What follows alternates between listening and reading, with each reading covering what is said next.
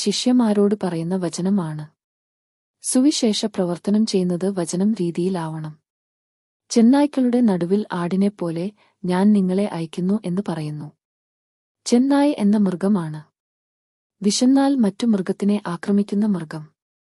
ഇന്ന് സുവിശേഷ പ്രവർത്തനം ചെയ്യുന്നത് യൂറോപ്യൻ രാജ്യത്തിലെ സുഖമുള്ള ഇടത്ത് നടത്തുന്ന ഇടത്ത് അല്ല. യേശു തന്റെ ശിഷ്യന്മാരെ അയച്ചത് ഏറ്റവും എതിർപ്പ് ഉള്ള സ്ഥലത്ത് തന്നെ, അവരെ ആക്രമിക്കുന്ന ഇടത്തിൽ തന്നെ. ഇന്നു അതുപോലെ ഇടത്തു സുവിശേഷകന്മാർ സുവിശേഷം ചെയ്യുന്നുണ്ട്.